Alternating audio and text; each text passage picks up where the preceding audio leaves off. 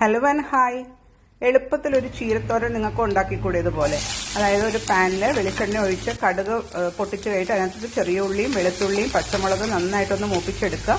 അത് കഴിഞ്ഞിട്ട് അതിനകത്തോട്ട് മഞ്ഞൾപ്പൊടി ഉപ്പും ഇട്ട് നന്നായിട്ട് മിക്സ് ചെയ്യുക. അതൊന്ന് വഴന്ന് വരുമ്പോഴത്തേക്കും ചെറുതായിട്ട് അരിഞ്ഞ എൻ്റെ പറമ്പിലുണ്ടായ ചീരയാണ് ഞാൻ ഉപയോഗിച്ചിരിക്കുന്നത്. ചെറുതായിട്ട് അരിഞ്ഞ ചീരയും അതിൻ്റെ കൂടെ തന്നെ നാളികേരവും നമുക്ക് ആഡ് ചെയ്യാം. അത് ഒതുക്കൊന്നും വേണ്ട. ഇത് എളുപ്പത്തിൽ ഇപ്പോൾ ജോലിക്കൊക്കെ പോകുന്നവർക്ക് പെട്ടെന്ന് ഉണ്ടാക്കിയെടുക്കാൻ പറ്റുന്ന ഒരു പ്രിപ്പറേഷനാണ് ഞാൻ ഈ കാണിച്ചു തരുന്നത്.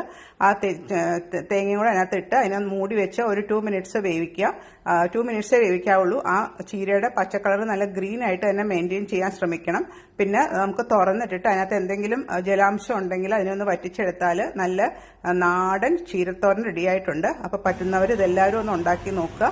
എളുപ്പത്തിലും നല്ല രുചികരമായ ഒരു ചീരത്തോരൻ നിങ്ങൾക്കും ഇതുപോലെ ഉണ്ടാക്കിയെടുക്കാം.